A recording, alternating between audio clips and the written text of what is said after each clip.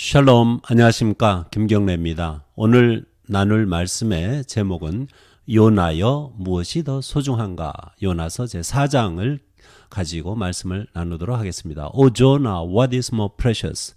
Jonah chapter 4. 싫어하고 성내는 요나. 도대체 무엇이 문제인가? 만약에 한국의 어느 한 분이 하나님의 부르심을 받고 선교사가 되어서 미국의 한 커다란 도시, 뉴욕과 같은 대도시에 와서 이곳에서 말씀을 전했더니 하루도 안 되어가지고 뉴욕 시내 모든 사람들이 회개하고 예수를 믿었다고 합시다. 어마어마한 선교적 업적이죠. 그렇다면 이 사람은 이것을 당연히 기뻐야 하겠지요. 또 보낸 교회도 기뻐하겠고, 요나가 이스라엘 사람으로서 저 멀리 그 당시에 그 이스라엘 주변에서 최고 강대국이었던 아시리아의 수도 니느웨에 파견받아가지고 하나님의 말씀을 선포했습니다. 그랬더니 바로 왕부터 천민에 이르기까지 모든 백성이 회개를 합니다. 그리고 멸망을 면했습니다. 대단한 실적입니다.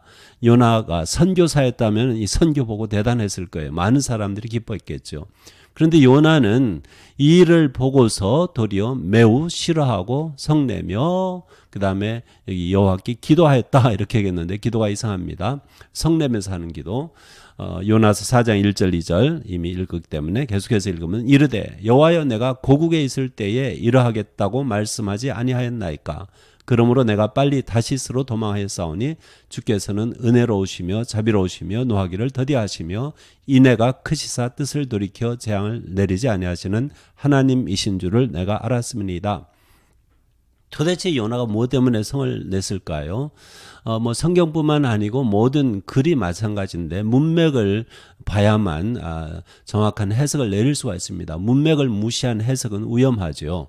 바로 그 앞에 요나서 3장 10절에 이런 말씀이 기록되어 있습니다. 하나님이 그들이 행한 것, 니느웨 사람들입니다. 곧 그 악한 길에서 돌이켜 떠난 것을 보시고 하나님이 뜻을 돌이키사 그들에게 내리리라고 말씀하신 재앙을 내리지 아니하시니라. 이 일 때문에 하나님께서 말씀하시기를 40일 있으면은 멸망한다고 그랬는데 소돔 고모라 망하는 것처럼 망한다고 그랬는데 그 일을 하나님이 시행하지 않으시니까 요나가 싫어하고 성내는 것입니다. 그러면 이것을 좀 더 설명하자면은 첫 번째 이스라엘의 원수 나라 아시리아를 미워하는 그 애국자적 그러한 입장 때문에 그들이 잘 되는 것은 싫고 그들이 재난이나 불행을 만나면 좋아했을 요나가 아니겠는가, 이런 입장으로 보면 좀 이해가 됩니다. 저 자신도 이러한 그 요나 같은 그런 마음이 있다고 저는 보기 때문에 이해가 됩니다. 두 번째, 선지자로서의 체면. 자기가 선포를 했는데 사실 있으면 망한다. 이루어지지 않았거든요. 이것도 그 이면에 있지 않았을까, 이런 점도 이렇게 봅니다. 그래서 어쨌든 요나는 하나님 앞에서 심히 싫어하고 그 다음에 성을 내기 시작합니다. 그리고 기도하는 것이 불평하는 그러한 기도를 드리는 것입니다. 니느웨라는 그 성읍은 아니면 사람들은 도대체 요나에게 있어서 어떤 존재일까요? 전혀 소중하지도 아쉽지도 않은 그러한 존재입니다. 그 이유를 몇 가지 한번 생각을 해봅시다. 나라가 다르죠. 아시리아가 이스라엘에게 그 당시에는 위협적인 원수 나라이기 때문에 소중하지도 아쉽지도 않아요. 망해도 괜찮은 거예요. 또는 종교가 다르다는 점을 볼 수가 있어요. 여호와 하나님을 모르고 이방 신들을 섬기기 때문에 나하고 다르기 때문에 싫어할 수 있지요. 소문 또는 정보에 의하면 그들은 잔인하고 도덕적으로 부패한 나라이기 때문에 실제 성경의 역사학자들은 아시리아를 굉장히 잔인한 나라로 많이들 얘기를 하고 있습니다. 또 우상 숭배가 심하면 도덕적으로 부패한 것도 따라오는 현상입니다. 그 다음에 어쩌면 요나 본인의 편견이 있을 수 있어요. 이유 없이 무조건 싫은 사람들이 있거든요. 그런 이유도 우리가 감안하지 않을 수는 없는 것이에요. 요나는 그렇다 치지만은 그럼 내게 있어서 요나 얘기할 필요 없이 내게는 그럼 이러한 니느웨 같은 나의 니느웨 이런 존재가 없겠는가? 내게 전혀 소중하지도 않고요. 아쉽지도 않고요. 달갑지도 않아요. 안쓰러운 마음이 없어요. 이러한 니느웨가 누구에게나 있을 거라고 저는 보는데 우리 그리스도인들은 예외냐? 예외가 아닌 것 같습니다. 물론 성숙한 그리스도인 분들은 예외일 수 있겠지만 저 자신을 살펴볼 때 그것을 이제 탈퇴하려고 벗어나려고 노력은 하는데 이러한 현상이 있는 것 같아요. 그럼 왜 이 요나의 니느웨 같은 그런 니느웨가 내 마음속에 여전히 존재하는가? 한번 생각을 해보았습니다. 무관심. 다시 말해서 내가 알지도 못하고 본 적도 없고 또 관심 밖에 있는 사람들이 이 세상에 많이 있어요. 그러니까 그런 사람들은 자연스럽게 내게 소중하지 않아요. 그들이 무슨 재난을 당해도 별로 마음이 안 아픕니다. 저는 중국 사람들을 가르치는 사람이에요. 중국 사람들에게 성경을 가르치는 것이 제 직업인데, 근데 이 중국의 그 사천성이라고 있죠. 몇 해 전에 대지진이 일어났어요. 물론 마음이 아쉬운데 전혀 그곳에 가본 적도 없고, 그 다음에 그곳에 아는 사람도 없고, 물론 제 학생 중에는 사천 출신 학생도 있긴 있었습니다. 근데 어쨌든 그 지역은 제가 모르는 지역이고 그렇기 때문에 일종의 무관심이죠. 또 알지를 못하죠. 그러니까 어쩌면은 제가 그 당시에 생각을 해보았어요. 그 사람들이 엄청나게 피해를 입고 많은 사람들이 죽었는데, 사상자가 발생했는데 마음이 그렇게 아프냐? 아프지 않더라고요. 내게 있어서는 그러한 사람들이, 그곳 사람들이 내게는 일종의 나의 니느웨 같은 것입니다. 제가 미워하지는 않습니다, 그 사람들을. 그런데 알지 못하고 무관심 속에서 이렇게 내가 알고 있는, 듣고 있는 그런 사람들이 있다는 거죠. 또는 내 경쟁자로 간주되는 그러한 국가, 종족, 집단, 사업자, 학교, 단체, 교회, 개인 등등이 있습니다. 저희는 어렸을 때 일본 사람 미워하는 교육을 많이 받은 그러한 세대입니다. 일본 사람 만난 적도 없는데 그저 일본 사람을 일본인이라고 부르지 않고 외놈, 그다음에 중국 가본 적도 없고 중국말 하지도 못하고 그때의 떼놈 뭐 이런 식으로 불렀다는 것이죠. 이것이 바로 나의 니느웨인 거라고 저는 봅니다. 또는 나와 다른 종교, 체제, 정당, 이익단체에 속한 사람들은 그저 싫고 소중하지도 아쉽지도 않고 그들이 나의 니느웨일 수가 있겠고요. 또는 내 수준과 다르다. 내가 좋아하는 타입이 아니다. 유형이 아니다. 그런 사람은 또 내게 있어서 요나의 니느웨 같은 그러한 입장에 설 수가 있다는 것입니다. 그냥 싫은 거예요. 소중하지도 아쉽지도 달갑지도 않아요. 그들이 무슨 뭐 어려운 일 당하든 나는 괜찮은 거예요. 영향 안 받는 거예요. 싫을 것도 없는 거예요. 더 나아가서 나를 싫어하거나 따돌리거나 욕하거나 속이거나 무시하거나 해치고자 하는 모든 사람들은 나의 니느웨예요. 그럼 이런 사람들이 잘 되는 것을 전혀 원하지 않지요. 오히려 이 사람들이 좀 불행하게 되고 이것을 우리가 원한다는 것입니다. 그런데 하나님의 마음은 사실 우리하고 달라요. 이처럼 요나에게 있어서 니느웨가 결코 달갑지 않은 존재였던 것처럼 우리 각 사람에게도 우리만의 그러한 니느웨가 얼마든지 있다는 것입니다. 근데 반면에 이 선지자 요나, 제가 지금 선지자라고 그랬는데 이 이스라엘 사람 선지자 요나는 하나님을 모르는 사람이냐 안 믿는 사람이냐 그렇지 않습니다. 이 사람은 하나님을 믿고 하나님을 아주 잘 알아요. 그것이 이 사람의 그 갈등의 근원입니다. 하나님을 잘 아는 동시에 자기 나름대로 별로 관심이 없고 소중하지 않고 달갑지도 않고 안쓰럽지도 않은 그러한 니느웨 같은 존재가 있다는 것입니다. 이 사람의 모순이 여기에서 시작되는 거예요. 요나서 4장 2절에 방금 읽었던 말씀 중에 있는데 주께서는 당신은 은혜로우시며 자비로우시며 노하기를 더디하시며 인애가 크시사 뜻을 돌이켜 재앙을 내리지 아니하시는 하나님이신 줄을 요나가 알았습니다. 이 말씀은요. 그 유명한 출애굽기 34장 6절 7절 말씀에서 나온 겁니다. 그때 참 이스라엘 백성이 하나님으로부터 시내산에서 모세가 말씀을 받는 그 순간에 그 금송아지를 만들어 섬겼잖아요. 그리고 여호와 하나님하고 금송아지하고 헷가닥한 겁니다. 그러한 그 반역의 시기에, 그러한 배도라고 하는 게 더 정확하겠네요. 그 진리를 떠난 배도의 시기에 그 모세가 얼마나 마음이 아팠겠어요. 그 무렵 그쯤에 하나님께서 모세 앞에서 당신을 소개하시는 일종의 자아 소개, 자기 소개 이러한 말씀입니다. 그래서 이 말씀은 민수기 14장 18절에도 나오고요. 시편에도 몇 군데 나와요. 86편 15절, 103편 8절, 145편 8절, 그다음에 요엘서 그리고 느헤미야 선가에도 나오죠. 이렇게 반복되는 말씀인데 하나님의 성품이에요. 하나님 이런 분이라는 거예요. 요나는 이 하나님의 성품 또는 신학에서는 속성이라는 표현을 쓰는데 익히 알고 있는 사람이에요. 그래서 요나는 또 자기는 이제 애국주의적인 마음이 있잖아요. 그래서 행여라도 하나님이 니느웨 멸망 계획을 가지고 있다가 취소하면 어떻게 할까? 이 염려 때문에 그걸 바라지 않았기 때문에 도피했었다고 제가 얘기한 적이 있습니다. 또 그것이 현실로 드러났어요. 멸망하지 않았어요. 회개했기 때문에. 그래서 지금 심히 싫어하고 성내는 것입니다. 이러한 모순이 일반 그리스도인들에게 얼마든지 있을 수 있다는 거예요. 그리고 또 더 나아가서 한 가지 생각해 볼 수 있는 것은 우리가 하나님의 이러한 성품을 알아요. 참 좋지요. 선하신 하나님. 찬양합니다. 믿습니다. 고백합니다. 그런데 하나님은 그렇게 그런 분으로 머물러 계시고 그럼 나 자신 하나님을 믿고 예수님을 믿고 하나님의 자녀로 우리가 이렇게 간주하고 하나님을 아버지라 부르는데 나 자신은 그러한 모습으로 사는 것을 원치 않습니다. 그래서 하나님 몫이고 나는 그렇게 못한다 이거예요. 또 하기도 싫은 거예요. 그래서 예를 들어서요. 다른 사람들이 다른 아름다운 그리스도인이 고난 가운데서도 의롭게 사는 것은 칭찬을 할 수가 있어요. 야, 그 사람 대단하네. 그런데 그러한 삶, 고난받으면서도 의를 지키는 그러한 삶을, 꼿꼿한 삶을 내 자신 또는 내 가족이 그렇게 해가지고 내가 무슨 경제적으로 또는 다른 피해를 입는다면 별로 달갑지가 않은 거예요. 이것이 하나의 모순인 것입니다. 그러니까 요나의 문제점은 요나뿐만이 아니고 우리 그리스도인, 특별히 하나님을 잘 섬기겠다 하는 그리스도인들의 문제일 수가 있다는 것입니다. 적어도 그리스도인들은 하나님께 기도를 드리거든요. 여기 요나도 기도해요. 여호와께 기도하여 요나서 4장 2절입니다. 그리고 기도하는 내용이 3절부터 보면 어처구니가 없어요. 여호와여 원하건대 이제 내 목숨을 거둬가소서. 제가 목숨이라 번역을 바꿔서 했어요. 네페시라고 하는데 목숨이 딱 맞는 것 같아요. 생명보다는 좀 나은 것 같아요. 그래서 내 목숨을 거둬가세요.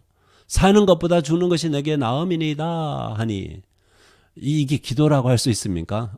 말도 안 되는 내용으로 기도를 하는 거예요.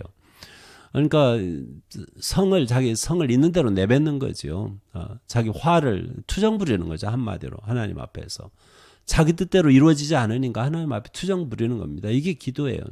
물론 시편에 보면요. 이 시편의 기자들이 기도하는 내용이 많은데 기도는 자연스러우면 자연스러울수록 더 좋습니다. 그러니까 투정하고 싶을 때 투정해도 사실은 괜찮아요. 그래서 이것도 기도라고는 할 수 있어요. 어쨌든 간에 요나는 자기 마음에 품은 그 니느웨, 그러니까 자기가 미워하는 이 사람 경우에는 미워하는 니느웨예요. 그러한 존재가 있는데 그 마음을 가지고 하나님께 기도를 내뱉는 거예요. 투정 부리는 거예요. 근데 우리 하나님 참 좋으세요. 이걸 다 받아주세요. 받아주세요. 자, 4절에 여호와께서 이르시되 내가 성내는 것이 옳으냐 질문을 하세요. 그 다음에 요나가 성읍에서 나가서 그 성읍 동쪽에 앉아서 거기서 자기를 위하여 초막을 짓고 그 성읍에 무슨 일이 일어나는가를 보려고 그늘 아래에 앉았더라. 그러니까 아직도 요나는 혹시 그래도 니느웨가 망하지 않을까 이런 기대를 품고서 성 밖으로 나가서 지켜보고자 하는 것입니다. 어떻게 이렇게 선지자라는 사람이 이럴 수가 있을까요? 다시 말씀드리면은 우리 믿는 사람들이 이런 성향이 모두가 없지 않아 있을 겁니다. 있는 것 같아요. 누가복음 9장 52절부터 54절에 보면요. 예수님 제자들에게 이러한 비슷한 일이 있었어요. 예수님이 이제 사자들을 자기 이제 뭐 제자들 중에 몇 사람들이겠죠. 보내서 앞서 보내시며 그들이 가서 예수를 위하여 준비하려고 사마리아인의 한 마을에 들어갔더니 이 예수님과 제자들은 원래 갈릴리 출신입니다. 고향으로 말하면 예수님 물론 베들레헴 유다 땅에서 태어났지만 성장은 나사렛에서 했기 때문에 사람들이 다 나사렛 예수 또는 갈릴리 예수 이렇게 얘기했던 거예요. 그리고 예수님 당시에 가장 중요한 종교 중심은 남쪽 예루살렘, 유다 지방 안에 있는 예루살렘입니다. 그래서 그 사이를 그저 가장 짧은 거리로 가려면 사마리아를 관통하는 게 제일 나아요. 능선지대지요. 그래서 그 당시에는 예수님이 이때는 사마리아를 통해서 그 예루살렘으로 가려고 이제 계획을 세우셨지요. 그래서 먼저 길을 준비하려고 보냈는데 사마리아 사람들하고 그 유대인들하고 관계가 그 당시에 굉장히 안 좋았어요. 그래서 53절에 보면은 예수께서 예루살렘을 향하여 가시기 때문에 그들이 받아들이지 않았지요. 사마리아 사람들이. 그때 예수님의 제자 중 야고보와 요한이에요. 요한복음, 계시록, 요한 1, 2, 3서 그 요한입니다. 예수님이 사랑하는 제자. 이 두 형제인데 이를 보고 사마리아 사람들이 받아들이지 않는 것을 보고 뭐라고 주님한테 기도하느냐 하면은 또는 기도한다고 해도 되겠죠. 주여 우리가 불을 명하여 하늘로부터 내려 저들을 멸하라 하기를 원하시나이까? 마치 자기들의 엘리야나 된 것처럼 이렇게 불을 명해서 이 반대하는 영접하지 않는 사마리아 사람들 다 멸하게 하기를 원하십니까? 정신 나간 말을 하는 겁니다. 예수님 받아들이지 않지요. 이것이 예수님의 제자들의 마음입니다. 이러한 마음이 요나에게 있었고요. 오늘날도 예수님의 제자라고 하는 우리 많은 사람들에게 어쩌면 이런 마음이 있을 수 있다는 것입니다. 그것을 바로 저는 나만의 니느웨를 품은 채 우리가 하나님께 드리는 기도가 많을 수 있다는 것입니다. 이때 요나를 더욱더 짜증나게 한 그러한 사실이 사소한 일이 있었습니다.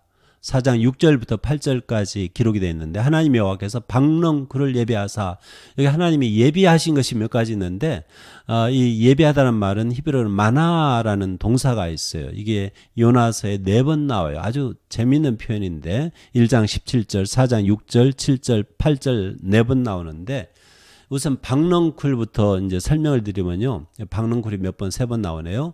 박렁쿨을 히브리어로 키카연 그러는데 오늘날 학자들이 박렁쿨보다는 아주까리로 이렇게 이해를 하더라고요. 피마자라고 하죠. 우리말로 피마자, 중국말에서 왔습니다. 피마는 영어로 캐스터 오일 플랜트 이렇게 말하는데 모르겠어요. 어느 것이 맞는지. 저는 일반적으로 아주까리라고 이렇게 이해를 하는데 이 아주까리 잎이 상당히 넓어요. 그래서 얼마든지 그늘을 제공해 줄 수가 있어요. 이 지역은 건조한 지역이기 때문에 햇볕 아래 있으면 굉장히 덥습니다. 그리고 이 당시에 여름일 가능성이 크잖아요.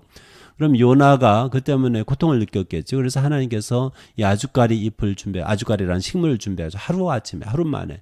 그리고 그걸 가지고 그늘을 제공해 주는 거예요. 그랬더니 요나가 이제 시원하니까 얼마나 기분이 좋아. 이 사람 이거 하나 때문에 크게 기뻐합니다. 이 요나서에 보면은 이 크게라는 단어도 반복적으로 나와요. 뭐든지 다 커요. 이 조그만 책에. 바람도 큰 바람이고요. 그 다음에 큰 물고기이고요. 그 다음에 여기 기쁨도 크고요. 성읍도 큰 성읍이고요. 이런 식으로 크다는 말을 많이 씁니다.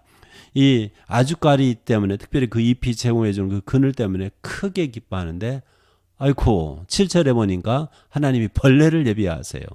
또 예비하신 게 또 나오죠. 이 마나라고 하는 히브리어 단어. 이튿날 새벽에 그 아주까리 잎을 갉아먹게 하시며 시듭니다. 이 그늘이 없어집니다. 8절에 해가 뜰 때 하나님이 또 예비하시는 게 있는데 뜨거운 동쪽 바람입니다. 해가 쪼입니다. 그러니까 요나의 머리에 쪼이면 이 사람 혹시 대머리가 아닐까 싶어요. 저는 이해가 됩니다. 여름철에 건조한 그곳에서 그늘 아래 있으면 시원한데 그 중동 지역이 그렇습니다. 근데 햇볕 안에 나가면 굉장히 덥거든요. 요나가 혼미하여 스스로 죽기를 구하여 이르되 사는 것보다 죽는 것이 내게 나으니이다 하니라. 이게 하나님께서 이렇게 몇 가지 준비하시는 게 있는데 저는 이 요나서 특별히 이 구절, 이 문맥을 보고요. 이 문단을 보고 우리 하나님은 참 최고의 스승이시다. 이런 생각을 하게 됩니다.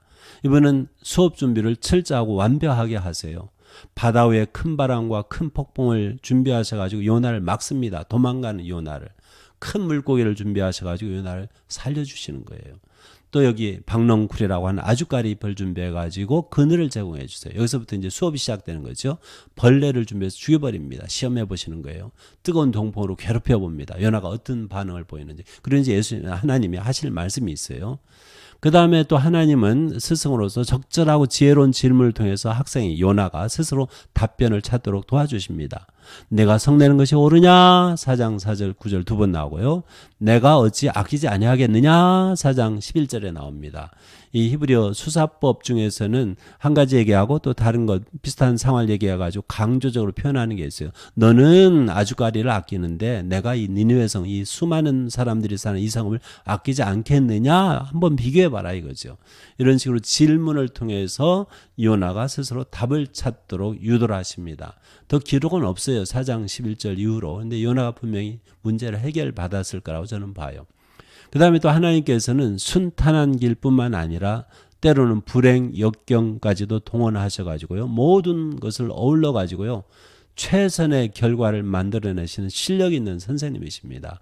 로마서 8장 28절에 우리가 알거니와 하나님을 사랑하는 자 곧 그의 뜻대로 부르심을 입은 자들에게는 모든 것이 합력하여 선을 이루느니라. 이렇게 번역했는데 여기 모든 것이 합력하여 이것은요. 하나님을 주어로 삼아가지고 그분이 하나님께서 모든 것을 합하여가지고 어울러가지고 선한 결과를 만들어낼 수 있다. 이렇게 번역하는 것이 더 맞는 것 같아요. 그 헬라어 그 구절이. 어쨌든 이것도 이런 번역도 가능한데 제가 새로 제시한 그 번역이 더 어울릴 것 같습니다. 어쨌든 하나님께서는 불행이든 역경이든 우리가 말하는 그 좋고 나쁘고 모든 거 동원해가지고요. 결과는 최선의 결과를 만들어내세요. 요나가 이렇게 기뻐할 그 식물, 그 아주까리, 박렁쿨 이런 것이 있는가 하면은 또는 벌레 때문에 그것이 죽고 뜨거운 동풍 또 이제는 이제 또 짜증나는 거죠. 어쨌든 이 모든 걸 가지고 하나님께서는 좋은 결과를 이루어내십니다. 이것이 바로 우리 하나님의 실력이에요. 최고의 스승이십니다. 물론 하나님께서는 이를 통하여서 요나에게 도대체 더 소중한 것이 뭐냐? 내게 소중한 것이 뭐냐? 그거 한번 우리 말해보자. 이 교육이거든요. 이 내용이거든요. 9절에 하나님이 요나에게 이르시되 내가 이 아주까리 박넝쿨로 말미암아 성내는 것이 어찌 옳으냐 하시니 그가 대답하되 내가 성내어 죽기까지 할지라도 옳으니이다 하니라. 이 사람은 성격 참 대단하네요. 여호와께서 이르시되 10절입니다. 내가 수고도 아니하였고 재배도 아니하였고 하룻밤에 났다가 하룻밤에 말라버린 이 박넝쿨을 아주까리를 아꼈거든. 그러니까 별로 중요하지 않은 거예요, 사실은. 하나님이 특별한 방법으로 하루 사이에 났다가 하루 사이에 말라버리게 합니다. 하나님의 실력으로. 그렇지만 요나에게는 그 잠시간 그 낮 동안에 그늘을 제공받아서 아주 기쁨을 받은 그것 때문에 크게 기뻐한 그러한 존재였어요. 그래서 요나에게는 굉장히 소중한 거죠. 근데 내가 이것을 소중히 여기는데 아꼈는데 하물며 11절 이 큰 성읍 니느웨에는 좌우를 분별하지 못하는 자가 12만 명이요 12만여 명이요 가축도 많이 있나니 내가 어찌 아끼지 아니하겠느냐 하시니라. 그래서 일단 여기 12만여 명이라는 숫자가 나오고요. 여기 좌우를 분별하지 못한다는 그런 표현이 나오는데 이 표현하고 비슷한 것이 성경에 선악을 분별한다는 것입니다. 선악을 분별한다는 것이 어떤 뜻으로 쓰이냐면 그걸 찾아보니까 하나님의 속성으로 얘기를 하고요. 하나님은 선악을 분별하실 수가 있어요. 또 선한 통치자들은 또 선악을 분별해야 한다는 그런 데 표현으로 쓰입니다. 전도서 12장 14절, 사무엘하 14장 17절, 19장 35절, 열왕기상 3장 9절에 이런 내용으로 찾아볼 수 있고요. 두 번째, 이 표현하고 연관해가지고 어디에 어떤 내용으로 나오냐면 하나님이 결정하시면은 사람들은 더 이상 판단하지 말아라. 하나님이 이미 선과 악 사이에 결정하셨으면은 사람은 더 이상 선악을 가지고 얘기하지 말아라 이거죠. 창세기 24장 49절 50절 31장 24절 민수기 24장 13절에 나오네요. 그리고 마지막으로 이 아이들의 성격으로도 이게 묘사됩니다. 아이들은 뭐가 좋고 뭐가 나쁘고 모르잖아요. 이럴 때 또 표현돼요. 이 표현이 사용돼요. 신명기 1장 39절 이사야서 7장 15, 16절 그리고 여기 요나서 4장 11절은 선악이라고 안 하고 좌우라고 했는데 비슷한 뜻으로 아이들을 가리키는 그러한 표현으로 우리가 이해할 수가 있습니다. 아이만 해가지고 몇 세까지 얘기하는 건지 모르지만 12만여 명이라면 인구가 학자들은 적어도 30만 이상 될 거라고 얘기하네요. 큰 성읍이죠. 그 당시에 그 니느웨와 그 주변 지역까지 포함해가지고 한 30여 명 이상으로 얘기를 하네요. 자, 이렇게 많은 사람들이 살고 있지만 비록 내가 보기에는 또 하나님 보시기에도 악인이고 죄인이고 그렇지만은 내가 그 박넝쿨 아주까리 내게 그늘을 제공해 주기 때문에 네가 그렇게 기뻐하고 아끼는데 내가 이 많은 사람들 내가 만들었는데 아끼지 않겠느냐 이거예요. 당연하지요. 이런 식으로 하나님께서 도대체 내게 소중한 것은 이 박넝쿨 아주까리인데 내게도 이 니느웨 사람들이 소중하다. 그들이 회개만 하면 난 용서해 주고 싶다 이 말이죠. 그래서 요나에게 소중한 것 그 다음에 하나님께 소중한 것이 다릅니다. 여기에서 우리 오늘 제목처럼 도대체 무엇이 더 소중한가? 제목이 요나여 무엇이 더 소중한가 이렇게 붙였는데 여기서 인간의 비뚤어진 마음 요나에게는 이런 마음을 잠깐 생각을 해볼게요. 내게 무엇이 소중한가? 제가 생각을 해보았어요. 내게 편안함을 제공하거나 득이 되는 것은 비록 조그만 것일지라도 소중히 여기고 요나에게 있어서는 이 아주까리입니다. 이 식물입니다. 근을 제공했어요. 별거 없어요. 뜨거운 그 떼약볕으로부터 내게 시원하게 맞는 그러한 그늘을 제공해 준 겁니다. 사소한 일이에요. 근데 그게 굉장히 소중해요. 그것이 뭐보다 소중하냐? 니느웨 망하는 것보다 더 소중해요. 그리고 반면에 나와 상관없는 수많은 사람들은 무슨 불행을 당하더라도 개의치 않는 마음. 이것은 누가 보더라도 인간에게 있어서 삐뚤어진 마음이에요. 이게 정상적인 마음은 아니라 이겁니다. 근데 이런 일이 우리에게 있다는 것이죠. 그 다음에 더 구체적으로 제가 얘기를 해보겠습니다. 우리 주변에 무수히 존재하는 버려진 아이들이 있습니다. 불행을 당한 사람들이 우리 주변에 무수히 많아요. 이런 사람들에 대해서 우리에게 안쓰러운 마음이 있습니까? 아니면은 요즘에 애완동물을 많이 키우는데 버림받은 애완동물이 이런 사람들보다 더 안쓰러운 마음이 있다면 저는 이것은 비뚤어진 마음이라고 봅니다. 결코 아름다운 마음은 아니라고 봐요. 아무리 애완동물이 우리에게 속을 안 썩이고 우리에게 기쁨을 제공해 주더라도 구원을 받을 수 있는 죄인보다는 못해요. 그래서 제가 여기에 이렇게 썼어요. 하나님의 은혜로 구원받을 수도 있는 죄인보다 사람이 아닌 다른 것들 또는 대상을 더 소중히 여기는 마음은 비뚤어진 마음입니다. 남 얘기하기 전에 혹시 내게 이런 마음이 있지 않을까? 저는 좀 겁이 납니다.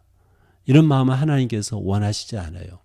요나를 치료해 주시는 하나님, 이런 마음이 요나에게 있다는 것을 아시고서 이렇게 가르쳐 주시는 거예요. 아주 자비하신 그런 하나님께서 아주 차분차분히 이렇게 요나를 교육하시는 겁니다. 그것을 우리가 요나 4장에서 볼 수가 있어요. 하나님은 우리 인간을 지으셨습니다. 우주 만물을 지으셨습니다. 그리고 하나님은 비록 사람이 죄를 지고 하나님을 멀리했지만은 우리에 대한 사랑은 변함이 없어요. 이것을 어떻게 우리가 설명할 수 있는지 이해할 수 있는지 참 쉽지는 않네요. 그런데 하나님이 그 사람을 향한 그 안타까운 마음은 여전히 변함이 없습니다. 성경 구절을 몇 구절을 인용하겠습니다. 예수님 말씀이죠. 누가복음 9장 25절. 사람이 만일 온 천하를 얻고도 자기를 잃든지 또는 자기 목숨을 잃든지 빼앗기든지 하면 무엇이 유익하리요. 모든 피조물 중에서 가장 중요한 존재는 인간입니다. 인간보다 더 중요한 존재는 이 세상에 없습니다. 한 사람이 천하보다 더 중요합니다. 그것은 분명해요. 그 다음에 에스겔서 18장 23절에 여호와의 말씀이에요. 주 여호와의 말씀이니라. 내가 어찌 하나님 말씀이 이렇습니다. 내가 어찌 악인이 죽는 것을 조금인들 기뻐하랴. 그가 돌이켜 그 길에서 떠나 사는 것을 어찌 기뻐하지 아니하겠느냐. 설명이 필요 없어요. 이게 하나님의 안타까운 마음, 죄인에 대한, 악인에 대한 안타까운 마음입니다. 계속해서 에스겔서 33장 11절. 너는 그들에게 말하라. 에스겔에게 하는 말씀이시죠. 주 여호와의 말씀이다. 나의 삶을 두고 맹세한다. 나는 악인이 죽는 것을 기뻐하지 아니하고 악인이 그의 길에서 돌이켜 떠나 사는 것을 기뻐한다. 같은 말씀이에요. 이스라엘 족속아 돌이키고 돌이키라.